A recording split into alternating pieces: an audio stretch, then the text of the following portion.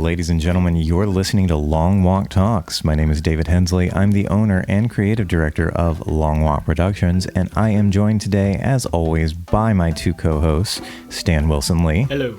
And Chris, the Fashion Plate Barnes. That is not my name on this podcast. That's your name everywhere, bud. No, it's not. Never mind.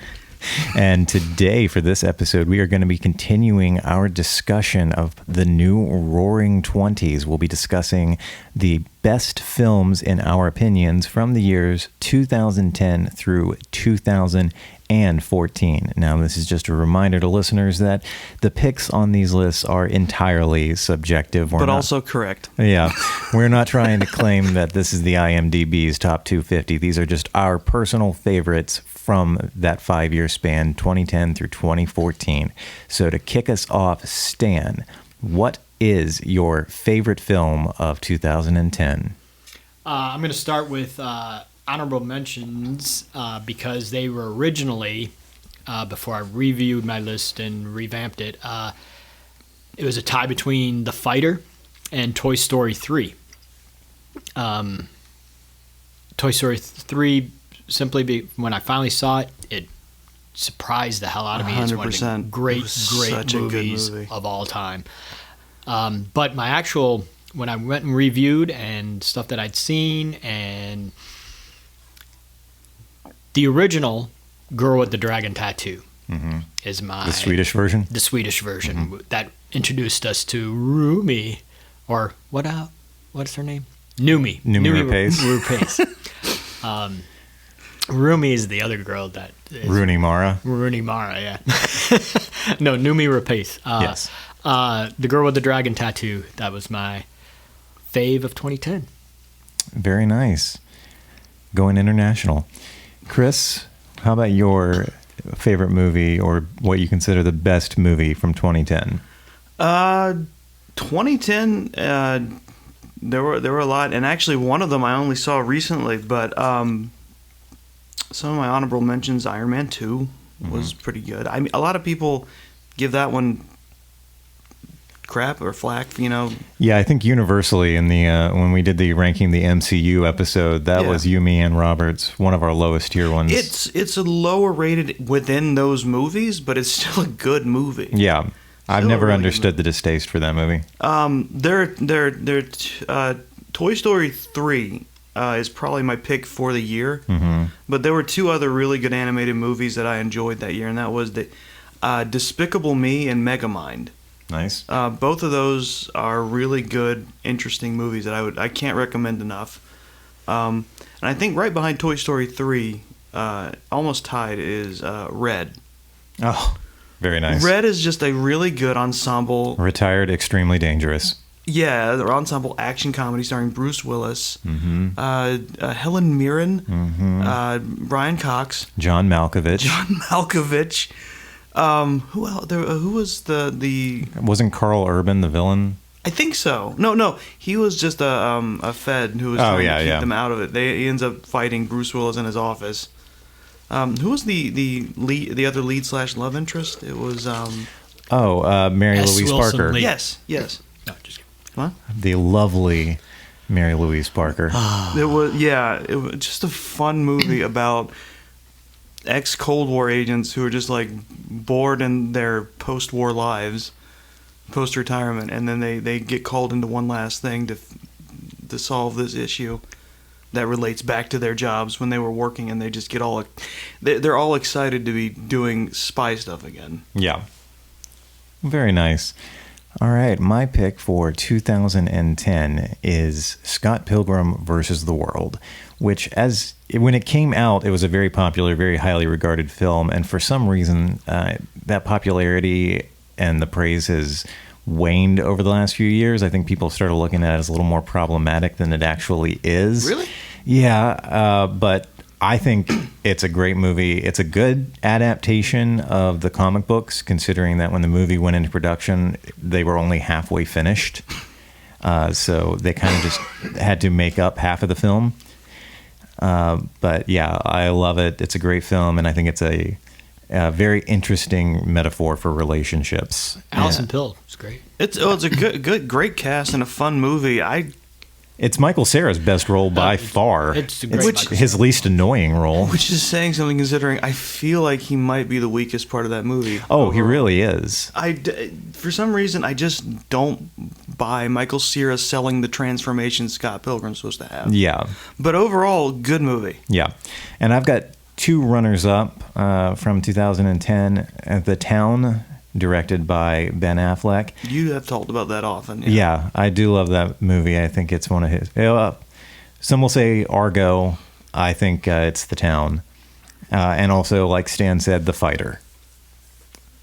So, yeah, those are my picks. Stan, let's go ahead and move on to 2011 because I cut the interesting facts bit that I did for the last two episodes just because it feels weird to do that about the decade we are currently in. True. And eventually by the next episode that we do our 2015 through 2019, it's going to end with me going, okay, so in 2019... the president did... Here's a laundry list of things the president did. Yeah, so pretty much everyone should remember the interesting things that have happened in the last 9 years. So we've cut the interesting facts bit. So we're going to move right along to Stan's pick for 2011. 2011 for me is 2 words: The Help. Yeah, that's a solid choice. It is. I know my mom loved that movie. Oh, yeah, my mom did too. It's one of Katie's favorite. I've seen it a couple of times. The performances, everybody in that movie is brilliant. I resisted wanting to like it. I delayed watching it, and then I saw it, and I'm like, oh, fuck. And it basically, it introduced us to to Emma Stone, as a, major player. As a lead, yeah. Yeah, and she's really great, and like David said, all the performances. Jessica Chastain, I wanted to hate her so much. Brilliant. Viola Davis was brilliant. Octavia Spencer. She deserved every accolade she got for that movie. It turned out to be, and there were a couple of supporting, and I'm gonna forget everything about it, but the non-leads, the really small supporting roles in it were amazing. And, oh my God, Bryce Dallas Howard! I forgot. Bryce Dallas Howard, yes. And Allison Janney. Holy shit! Allison Janney. Everybody in it was just Sissy Spacek. Jesus. I need to watch this again. It's been several years. I forgot just how great this cast is. It's heartbreaking. It's hilarious. It gave us the immortal 3 words: "Eat my shit." Yes. The whole. It was cookies, right? Or was it brownies? It was brownies. Brownie, yeah. Wait, wasn't there also a pie? Or was it pie? Yeah, no, I think you're right, Chris. I think it was a pie. There was a pie, A shit-filled pie. Here's the thing, I have not seen the movie all the way through, but I was there with my mom when she was watching it, so I was kind of paying attention. Check it out, Chris. I have to. It's got to be on the list. And experience it on your own. Yeah. Because that's what it took for me to do, because I just sat there. I think I may have had my dog sitting next to me, but it was just, wow. Heidi, you're really distracting me from enjoying this movie. Yeah, we should have gotten Heidi in here to give us her picks for these years as well. All right. Well, Chris, how about your picks for 2011? Well, there were a lot of good movies from this year. This was the year that Thor and Captain America came out. Yeah. Really, really good. Thor was that one movie I was the most apprehensive of when I finally saw from the Marvel stuff, because I was like, Thor was one of the characters I least connected to, and then I watched it and I was like, I was totally on board. Yeah. But like Stan, 2011 is in 2 words for me, and it's The Muppets. Nice. Yeah, that could have been a choice of mine. Jason Segel.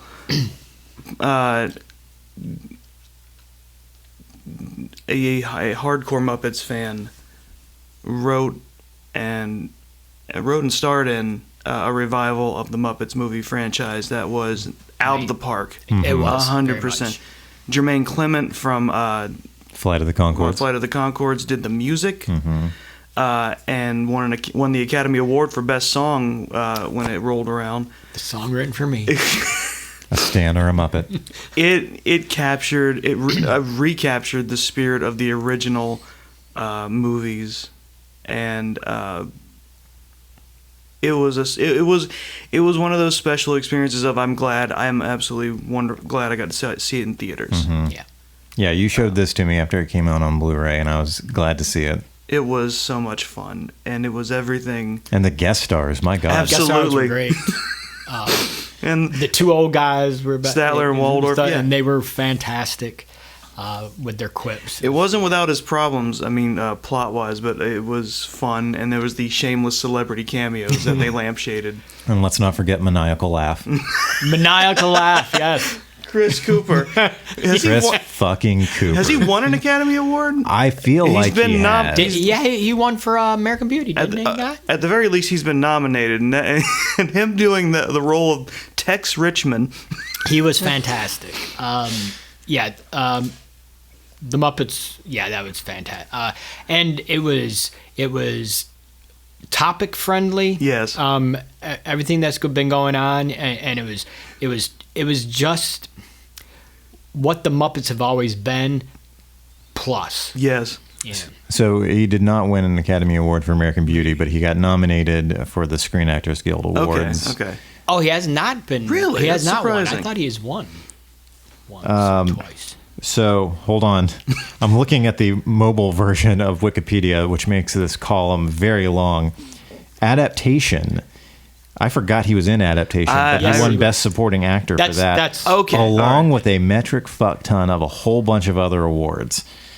I knew He's great Adaptation in was big for Adaptation, him. too. That's a weird movie. He got a couple of SAG nominations and awards for Seabiscuit. Yes, he's great in Seabiscuit. Wow. Yeah, he's been nominated. And For anyone won who quite a forgot, he few. was the horse in Seabiscuit. He was and he not the horse. nailed it. He was the trainer. I had no idea till I saw the credits. Yeah, he really glued that whole film together. Toby Maguire was the horse. Oh, No, Sarah Jessica Parker was the horse. Get it right. Oh man, you're getting letters. Yeah. Oh, please. I'm not From the first who? to make that joke. If anybody's going to get letters, it's Matthew going to be. Broderick was on set the whole time. You be good to my wife. If anybody's going to get letters, it would have been Seth MacFarlane. Toby, when you ride my wife. All right. Did you have anything more to say about? No, I don't think I did. All right. But it was, just I can't recommend it enough. If you love the old Muppet movies, you would absolutely be in love with this one. They treat it with reverence and irreverence at the same time. We should do a screening of The Help and The Muppets. back to back. Back to would back. be That would be a- awesome. That would be that.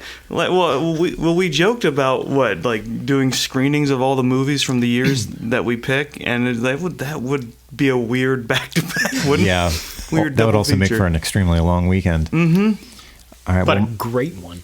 my picks for 2011 are both weird ones in a year with so many blockbusters like Captain America and Thor and the Muppet movie. I think weird is what makes this podcast. Yeah, essentially.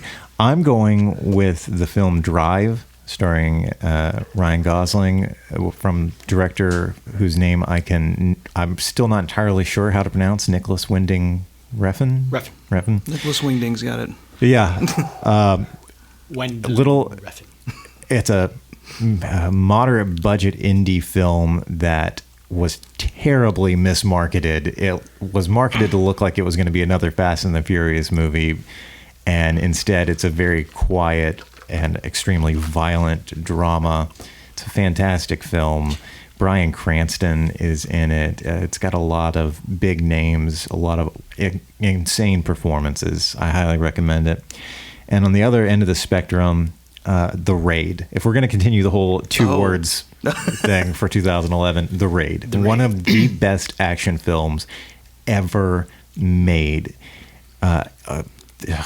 Just a police officer working his way up the floors of a tenement building, getting attacked by everyone, people with machetes. He kills somebody with a door frame at one point. If you don't know how that makes sense, please God, watch the movie. It's fantastic. Because I guess that would have introduced us to the hallway fight, wouldn't it? Because that was or had Old Boy come out yet? Old Boy came out much earlier than that, but in the sense of close quarters fighting, that's the entirety of this movie. Yeah. It's hallways, it's small apartments. The biggest fight in the movie takes place in like a drug lab, Right. in which they use everything. I think at one point they start pulling the fixtures out of lights, like the fluorescent bulbs, and start fighting with those. It's nuts. How did someone with that idea? How did that not translate into a video game? Oh, it would be a fantastic video game. It would be. I didn't get at any point if someone went, we should take it and turn it into a video game as well. I think one of the reasons is because it's kind of modeled on that sense. Right. Right. So I think it was a movie modeled on video games, and then that would be a video game modeled on a movie that modeled on a video game. So I'm not sure if they. I think it would. But work, I think though. it would still work because yeah. they did do the House of 1,000, but that came out after the video game. And speaking of, I know for anyone who's interested and wanted to check it out, it's actually really inexpensive at this point. The indie game Hotline Miami is very much inspired by the movie Drive. Oh, nice. I think I've told you about this before. Yeah. It's an interesting. The plot is weird and very alternate. Miami. The plot is weird and alternate universe 80s, but it's called Hotline Miami. Hotline. And you're basically the character you play is a contract killer. Very nice. Under mysterious circumstances. But yeah. All right. Well, those were my picks. Nice. Drive and The Raid. Stan, let's go ahead and move on along to 2012, the year the world was supposed to end, Right. and unfortunately According to didn't. Roland Emmerich. Maybe it did. Maybe it did. Has anyone of us actually felt alive since 2012? Maybe that's why the timeline has gone the way it has. We're in the darkest timeline. Sorry, Stan, 2012. Darkest and dumbest. 2012 has to be a tie for me. I mean, and it's not an honorable mention tie. It's like there's no way I could put one above the other in these two movies. The more serious one, Lincoln, Okay. Yeah. and just the more crazy, brilliant cinema making Django Unchained. My Tarantino contribution to this half decade. Talk about Django, just straightforward, everything about it, just why we go to movies, why we want to continue seeing movies at the theater, why, and just a beautiful rendition and taking us back to the old spaghetti westerns and by the name of Django, including an appearance by the original Django. Yep, Franco Nero.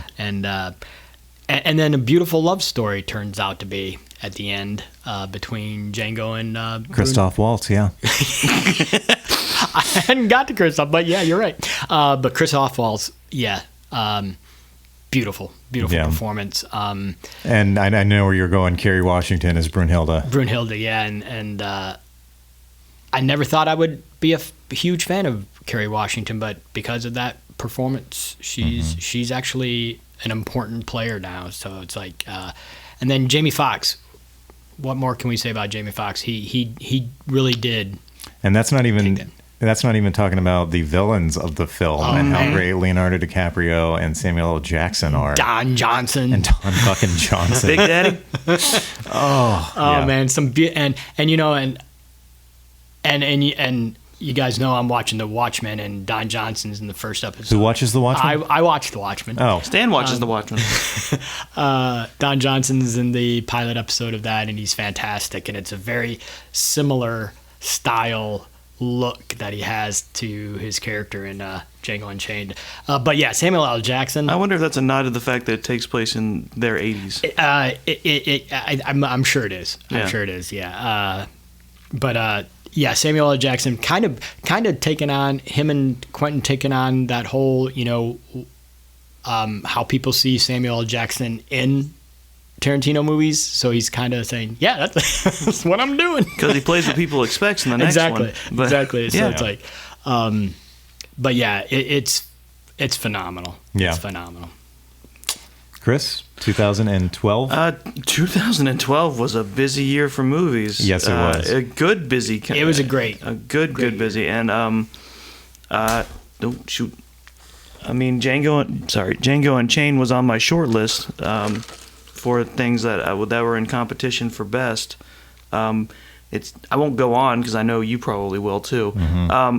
But it's easily my favorite Tarantino movie.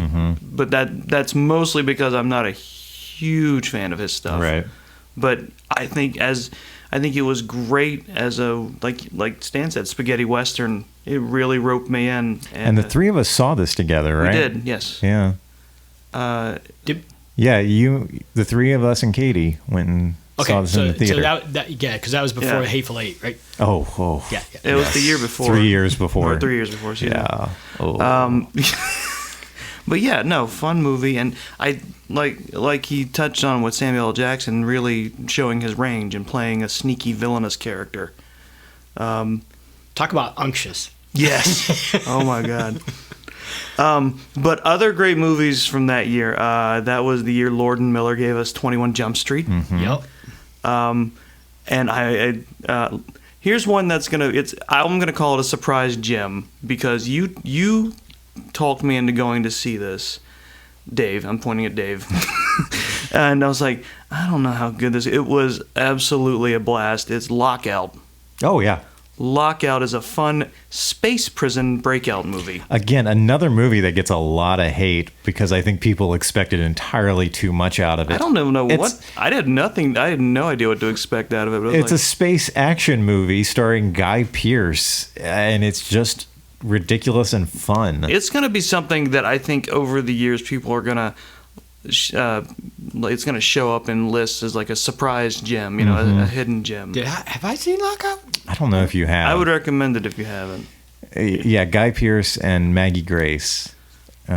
President's daughter gets kidnapped, but in space. It's Escape from L.A. in space. It takes place in 2080 or something. Yeah, something way too soon for us to have a floating space station as a prison. Let's put it this way: it is Escape from New York and Die Hard, but in space. In space. In high orbit around space, around the Earth, not space. Yeah. But and then continuing this was the year we got the Avengers and Dark Knight Rises. And I remember saying to Dave earlier in 2012, I'm going to love both of these movies, but for different reasons. And I did. And they were fantastic. I remember seeing the movie Dark Knight Rises with all three of us together. Yep. But what ended up being my favorite, the one that's number one, came actually toward the end of the year in November, and it was Wreck-It Ralph. Wreck-It Ralph is my pick for 2012. Nice.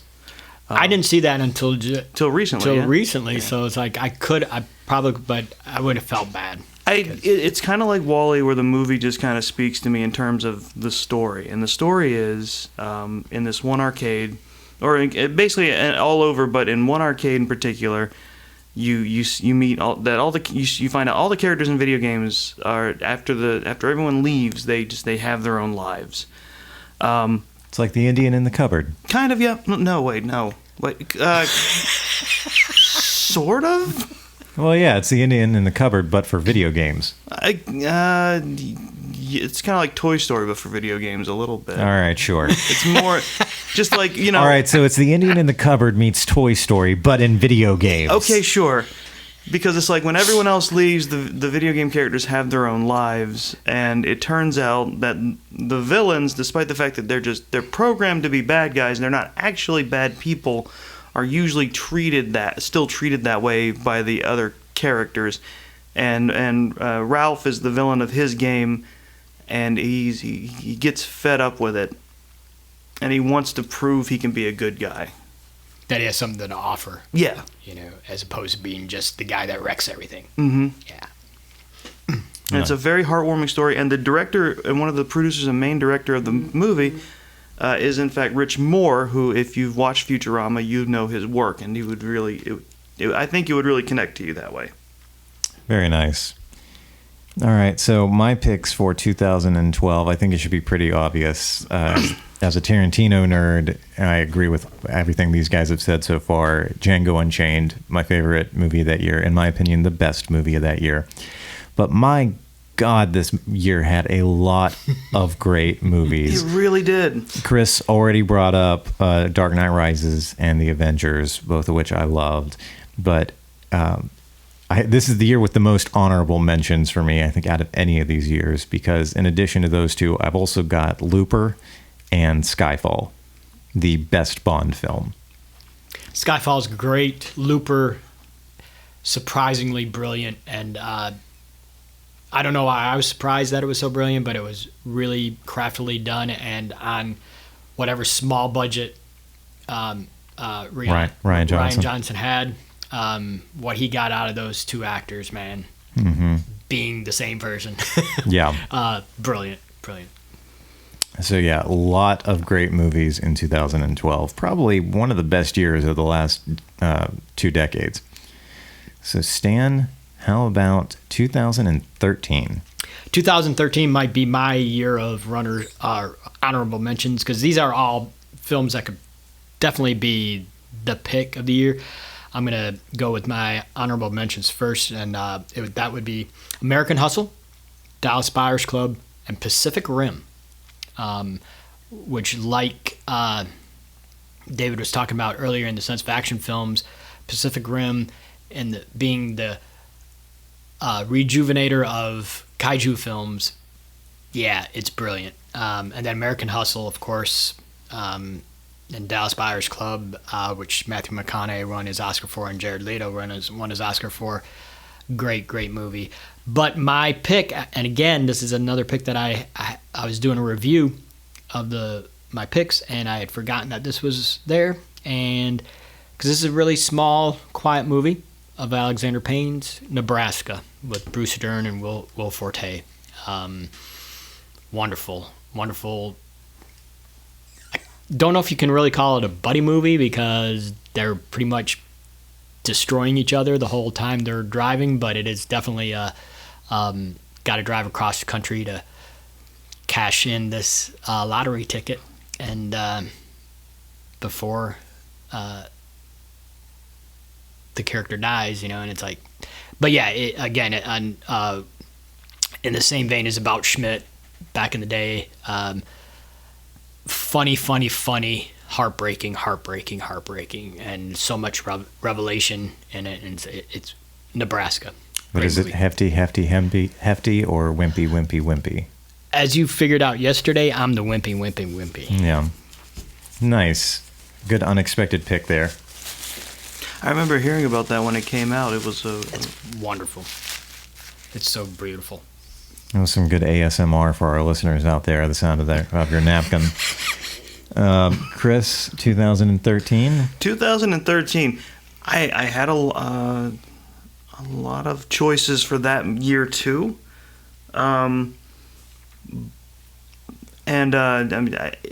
Interesting year. Not quite as great as 2012, but good.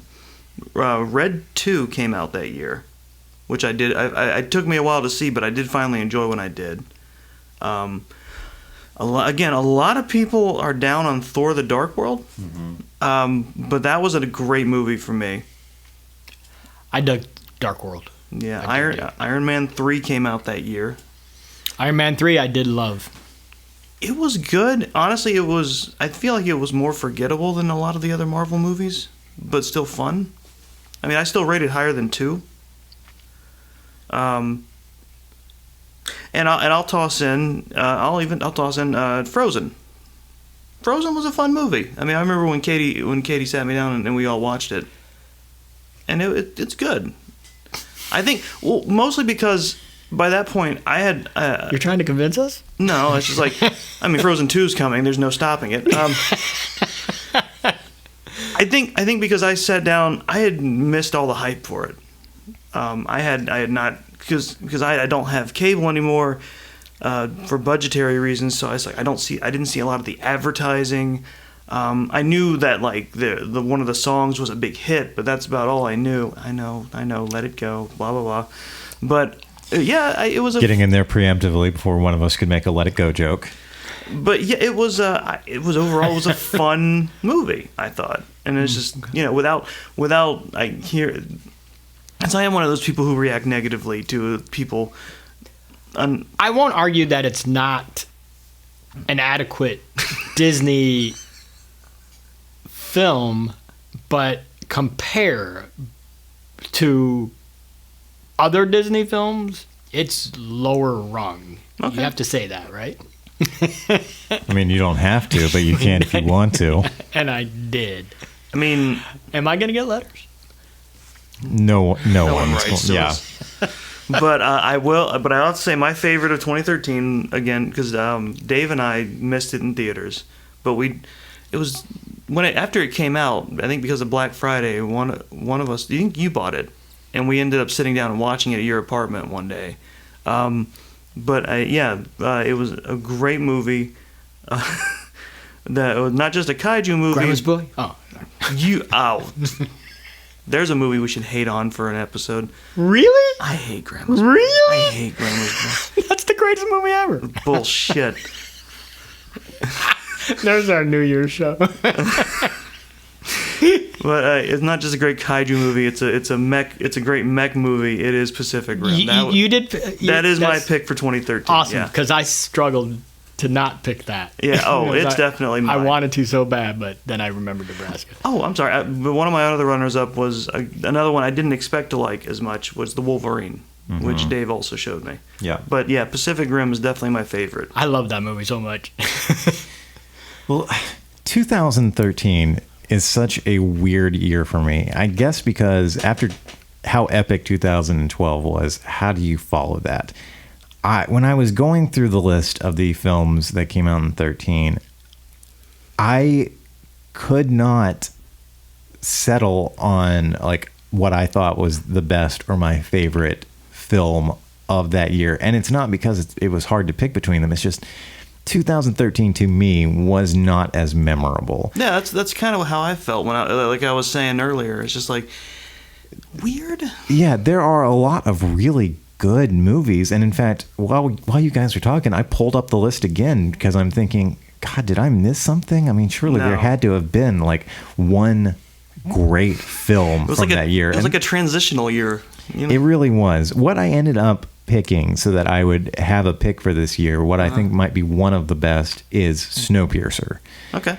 Which I have Stan to thank for that because I had never heard of that film, and all he really told me about it was like, oh my God, there's an axe fight on a train. Is that 2013 or is it? Yeah. That's 2014, is it? No. Because that's what I have for 20. No, 2013. Was it re-released in 2014? I don't know, but I got it pulled up right here.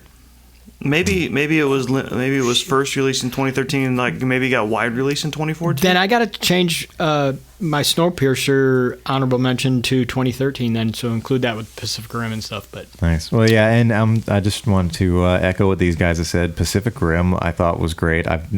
It's just a big dumb action movie, and sometimes that's all you need. It doesn't really need to be but an so Oscar winner. well-roundedly made, and there are character stuff, and there is character stuff, and but the monsters are phenomenal. Yeah. And the mech. And of course, usage is scientist Charlie Day.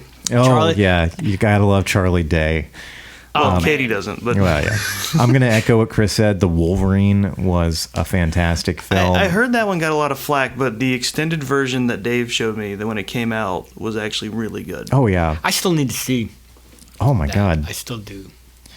Let's see. If I'm remembering correctly, this was also the year of Prisoners, starring Jake Gyllenhaal and Hugh Jackman, which is a movie that I saw long after it came out. Katie and I watched it on DVD one night. It is a great little murder mystery with some wonderful performances by Jackman and Gyllenhaal. And 13 is the year that kicked off the Conjuring franchise. The Conjuring is probably one of the best horror movies of the last 2 decades. It is legitimately scary. It's legitimately effective. I really enjoyed it.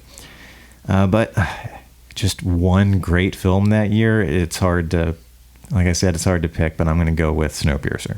Snowpiercer is fantastic. No matter what year it came out. Axe killing on a train. Yeah, specifically, you were like, oh, yeah, and there's this one scene where these bad guys all dip their axes in fish guts, and then they get into a blackout fight on a train. An axe fight. In the Arctic, basically. But because the train never stops. And like the Raid, they only have the train to fight in, you know. So it's like you can imagine going from the one end of the train, the back end, which is the slums, Yeah. up to the front end, which is, you know, whatever, Nirvana. This is such a hard movie to summarize, but essentially, like, the world is fucked. The last remaining members of humanity all live on a big bullet train that just circles continuously. Captain America's on it. Chris Evans plays the lead, and all of the poor people live on the back of the train while all of the rich people live on the front. And it's essentially about the poor people revolting and rising up and working their way to the front of the train. And it's just insane. Tilda In other words, Tilda Swinton's in it, and she's the villain, and she's great. In other words, every lesson we didn't learn before fucking the earth up, we also don't learn on the train either. Yeah, basically. Because when the twist comes up, it is totally based almost in environmentalism and people trying to find a better way to make the world safer to live outside, because this train's been going around this Arctic area for like 300 years or some shit. But there's an ending at the twist, or the twist at the ending that's just really fun. Yeah, I need to watch this film again. Guys, we've moved through this list very quickly. That's because I do have to give my worst ones, and I'll wait until after. Oh, yeah, I had some. Okay, go ahead, Chris. Oh, you want to catch up? Okay. Yeah, Because we're going to start off with a bang. We're going to start off with 2010, and that is, and I have it all caps, The Last Airbender. Yes. Worst movie 2010. Is this the I'm M. Night? so You don't have to Sorry. apologize, but it's funny every time you do. That he's apologizing because that was my birthday gift in 2010. We went. We're both big fans of Avatar: The Last Yes, Airbender. yeah, and we rewatched. I think we rewatched it or watched some of it when we were working at the bookstore. When we had the Yeah, chance. that's when you introduced me to it. We'd Yes, watch it at that's right. night after all And, the customers left. But you are not big fans of James Cameron's Avatar, and No. you're definitely not fans of M. Night Shyamalan's I think Last Airbender. I think we talked about this on a previous Yeah. episode, but no, I'm not a fan. I'm a huge fan of the cartoon Avatar: The Last Airbender. great. It was I hate so the great. movies Avatar and The Last Airbender. Avatar is just basically like the vaporware of movies. It's like it has not, despite being It's Fern Gully with blue cat people. and Pocahontas and just Yeah. Dances with Wolves. Dances with Wolves, The Last Samurai, just blue cat people and braid sex. And Dis- all of those other movies despite- are great, are They better. are. Even the braid sex. But movie. somehow it all combines into Avatar to having no.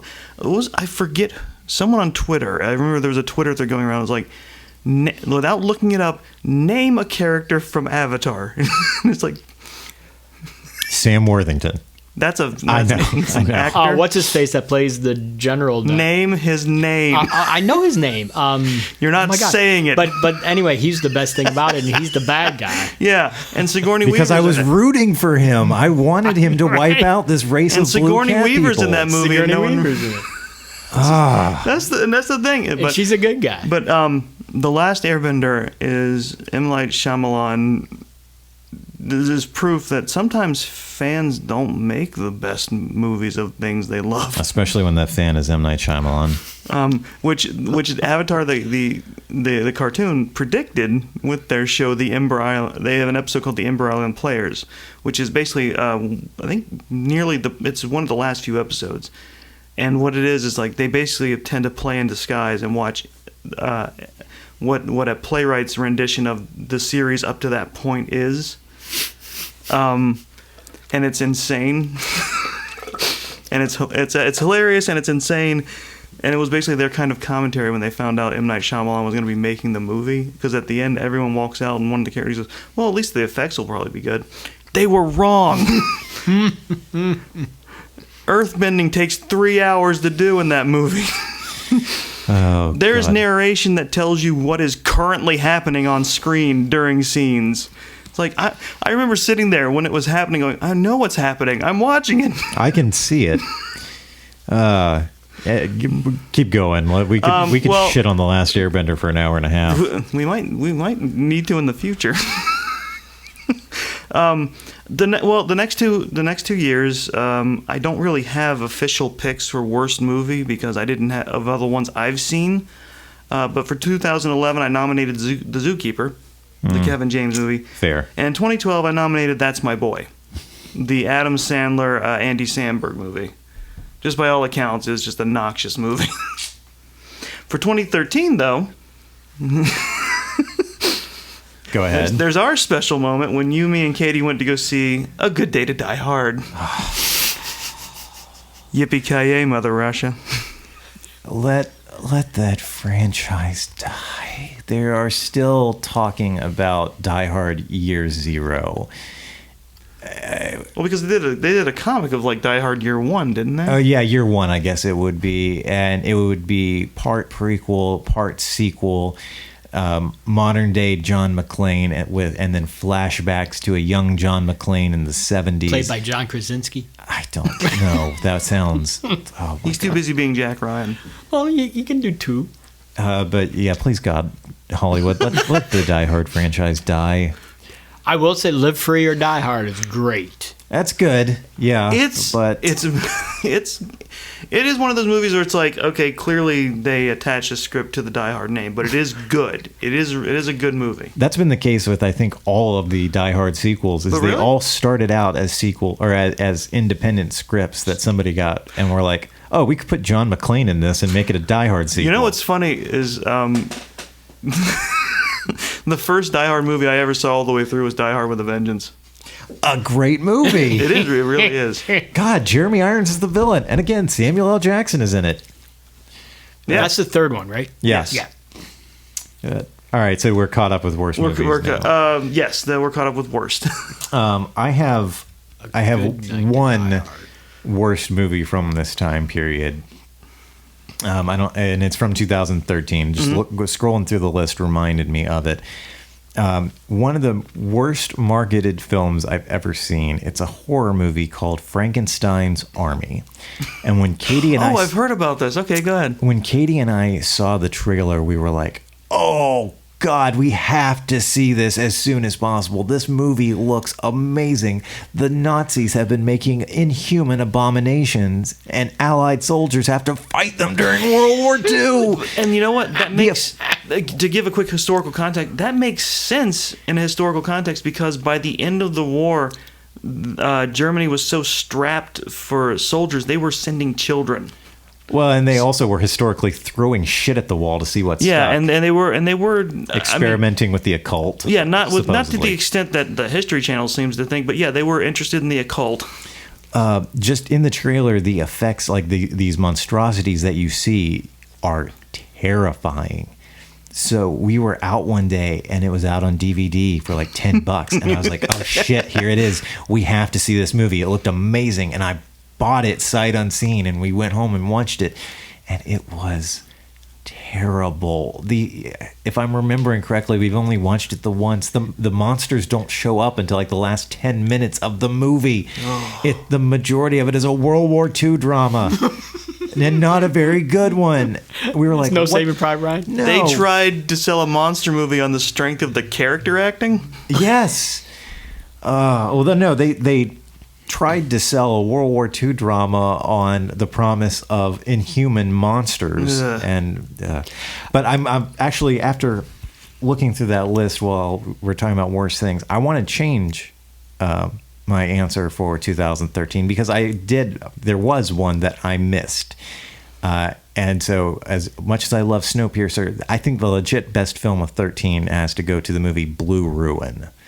Oh, yes. Good. I haven't oh, heard of this. yeah. What's it about? It is the best example or the best storytelling of how a cycle of revenge can go horribly wrong. Okay. It's about this man who, I think it was his father, was murdered, and it just wrecked him mentally, emotionally. And so when his father's killer gets out of jail, this guy determines that he's going to go and murder this guy, and does.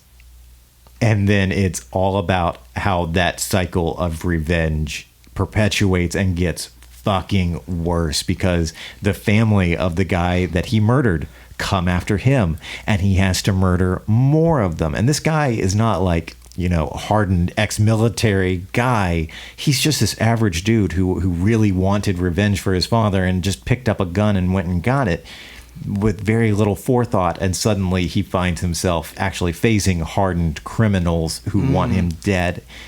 And It's how great. Oh my God. the guy's sister ends up accidentally getting caught up in all of this, and now she's in danger.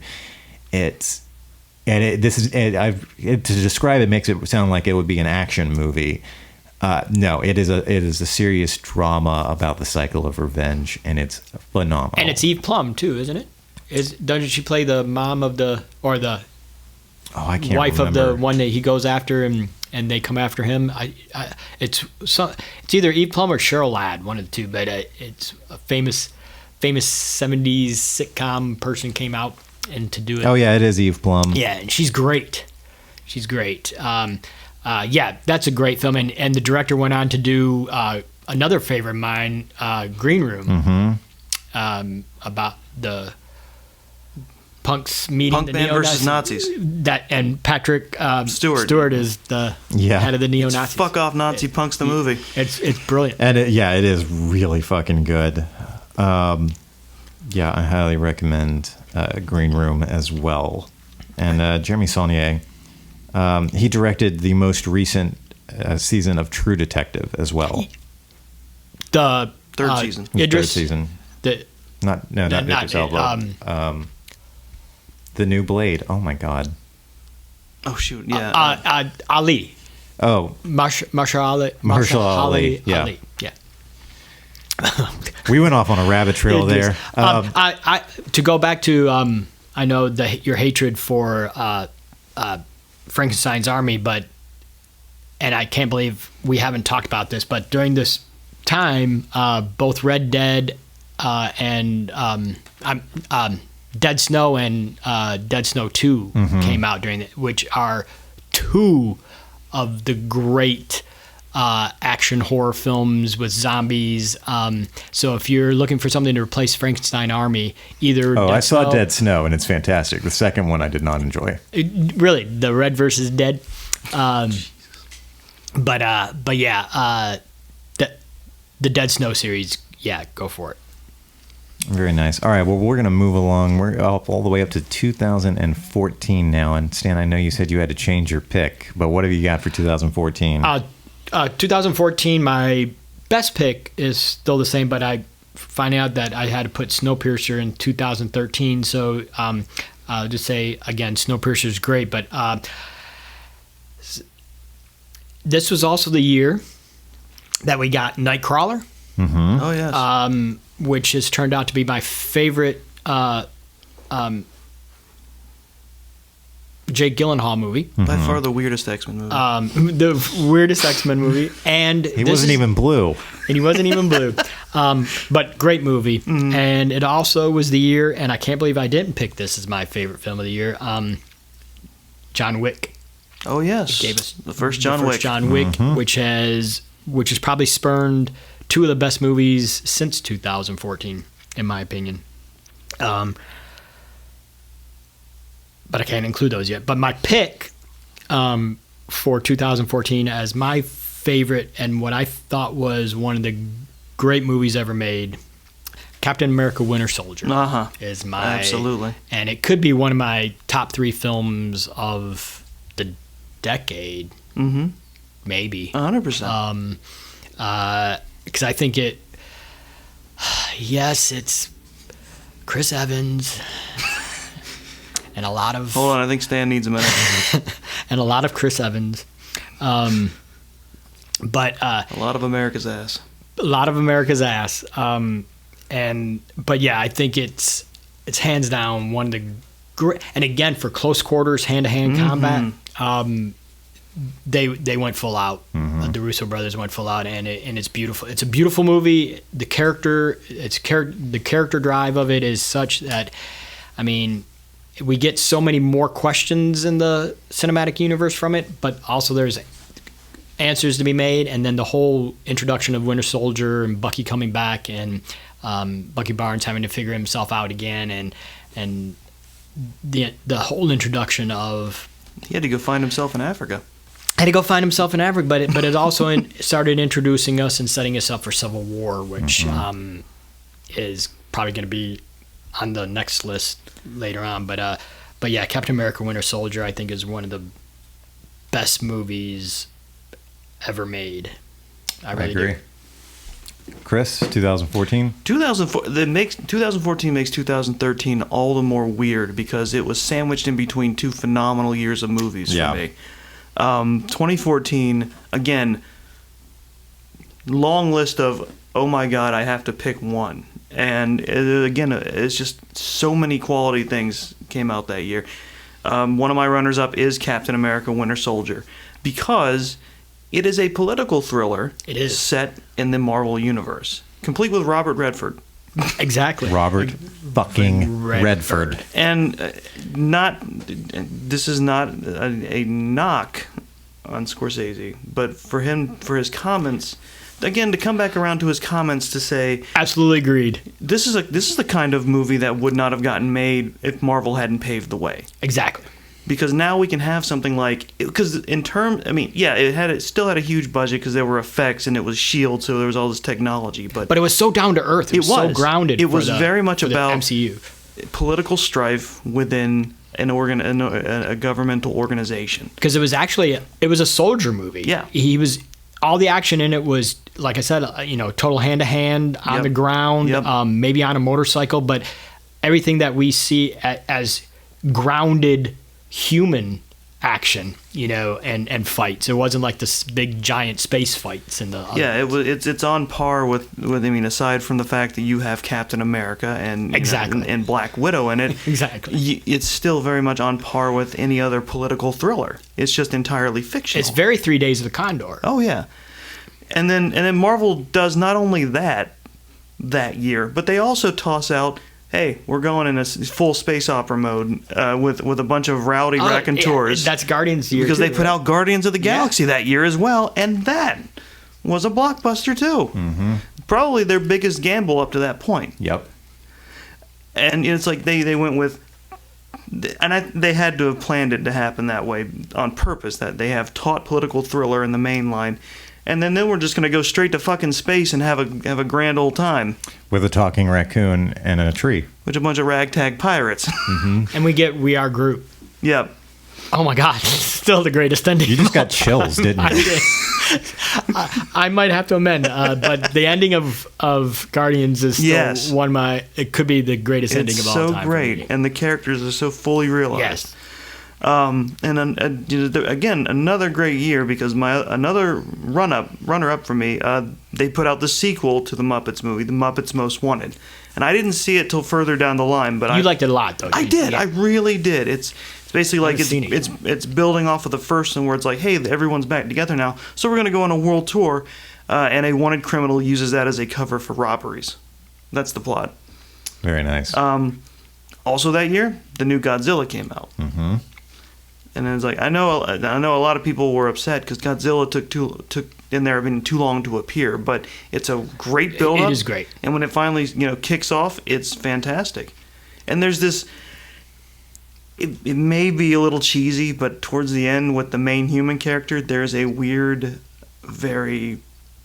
he has a moment with Godzilla. Oh, it's weird. It's awesome, though. It's great. No, it's great. It's I weird loved to it. see, and it's And when we do see, and they fully realized Godzilla for this version, and it's Gareth Edwards, he's a bit chonky, but he's great. the director of Monsters, getting the helm for this, and right, it is Gareth Edwards. Yes, it's Gareth. But yeah, the realization of Godzilla in this is fantastic. And then once Godzilla appears, was it that? I guess it was almost an hour. Close to it was about an hour. But you get all like you get in the original Toho where he's under. Here's the thing: boats they did what Frankenstein's army failed at. They were able to have a very good character-driven build-up to the actual monster appearing.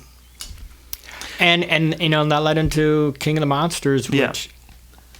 which we could. I talk still about need later. to see, but I know Stan has issues with it. But Ghidra is great. yeah. But my pick for 2014 has to go to the Lego Movie. I knew it, and I'm glad. It's a great story about imagination and the desire to play. And it is surprisingly a very touching father-son movie. Yes. That I won't ruin the twist, but it does come in the middle. Again, from Lord and Miller, who they do so much good work. If you ever see them as a producing team on something, you'll know usually it's good quality. Yeah, they're the writers behind the much talked about on this show, Spider-Man Into the Spider-Verse. That'll be coming That's up right. on the next episode. I'm sure that'll definitely. be on the list. They're also the ones, and it also makes you wonder what might have been if they had been allowed to finish Solo. Yeah, that is a very good point. But yeah, that was mine for 2014, the Lego Movie. All right. Well, to finish us off, I'm not going to talk too much about my pick because obviously if you've listened to the show before, you can probably guess. Like Stan, it's Captain America the Winter Soldier. I think it's Marvel's best movie. When we did our Ranking the MCU episode prior to Endgame coming out. It was way up there for me, too. It was my number one. It's, in my opinion, the film that elevated the MCU above just popcorn films. Yep. Yeah, it's great. And runners up, a close second, the original John Wick, like Stan also said. I got two more runners up that are less appreciated, but should be more appreciated. And that's Gone Girl, which is Yes. a phenomenal film, Yes. and Kingsman: The Secret Service. Which Yeah, you features, did. You loved that movie. I loved it, and I think it's got one of the best action sequences ever. And if you watch it, you'll never think of Going to church, same. yeah, you'll never think of going to church the same. And then the name just left my head. Oh my God! Somebody help me out here, Elgin please. Elcourt? The song. Oh, sorry. What is it? Freebird by Leonard Oh Skinner. my God! Thank you. You forgot Freebird? I was on the tip of my Where tongue. do you live, man? I know it was on the tip of my tongue to say it, and then for Not some Alabama. reason it just went right away. I'm sure that was a great noise for our listeners out there. Yes, a church shootout set to Leonard Skinner's Freebird. It's incredible. So yeah, those are my picks. Definitely Captain America: The Winter Soldier, and then some really strong runners-up with John Wick, Gone Girl, and Kingsman: The Secret Service. So, when talking about the worst of 2014, I'm going to catch major flack from some people, I'm sure. But, Go ahead. well, you and I both sat through this movie, and we are both not fans of this director in particular. So, on my worst pick for 2014 is The Grand Budapest Hotel. Thank you. Yes. And Hated it. it's weird. There are some people I really love. So you're not a fan, wasn't? I'm not. No. It's weird. There are some people who I really love and respect who gush about it, and I was like, I just don't get it. I just don't. And I'm not gonna lie. There are some legitimate funny moments in this movie, but overall, what he's trying to do does not work for me. Yeah. So for anyone out there, and I doubt there's anybody, maybe one or two people who listen to the original version of this podcast from a few years ago called Long Talk Podductions. You helped with that. I know. You helped. We used to do this thing. What did we call it? It was a challenge. We were challenging each other to try things we know we didn't like. Out of our comfort zone Yeah. challenge. And so like we... And I challenged Dave to watch Grand Budapest Hotel, and I Yeah. sat through it with him. And we challenged our friend Zaid Patterson to read 50 Shades of Grey, I think it was. It was Ted. I think it was Ted. It was Ted Yeah. who read it. Yeah. I had to watch the first few episodes of Lost. Yes. And that only lasted that one episode. Was but that we the- watched, Chris and I and Katie watched the Grand Budapest Hotel, and I cannot tell you, I don't understand how many people, how people loved that film so much. It was such whimsical nonsense, and anyway, we could again do a whole episode about why I think it's so overrated and how baffled I am at all the praise that it received. I'm willing to put that off because that would mean potentially having to watch it again. No, and I refuse. Just whimsy. Was Grand no. Budapest his last one? No, I he's done a wish. couple of films since Oh. then. He just keeps crapping What was them the out. last one that was He did that stop. Wes Anderson did that stop Oh, Isle of motion Dogs. Isle of Dogs, Dog- which not just, that one, but the one before that. What was the one I before thought that? that was Grand Budapest. What's the one with the two kids they're go at off to the Moonrise Kingdom. Moonrise Kingdom? I think that came which I love. before Grand Budapest, but I'm not sure. I Is that think, before Grand But he Budapest? might have done one after as well. yeah, Moonrise- Moonrise Kingdom was 2012. Oh shit, that that's should what be I on was my thinking. list then. That's a great movie. Okay. Okay, bud. No, But see, I'm not I dismissing. like Wes. I know you do. And see, that's why I Not everything. that's why And I gave the disclaimer because I know. Grand Budapest is not my favorite. I understand people love him and his work and whatever. Yeah. All right. he well, gave us Rushmore. sure. He also gave us The Life Aquatic with Steve He Zissou, did which give is us a Life great Aquatic, film. which you love. No, Dave loves that one. I do not like Rushmore. I have not seen The Life I haven't Aquatic. seen Rushmore all the way through. I will say the best thing Wes Anderson associated I've ever seen was the SNL parody they did, which was Wes Anderson's horror movie called The Sinister Coterie of Midnight Invaders.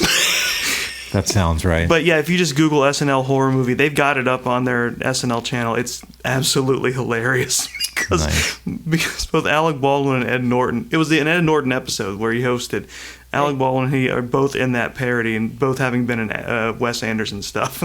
And he also did the one you like too with Gene Hackman and stuff.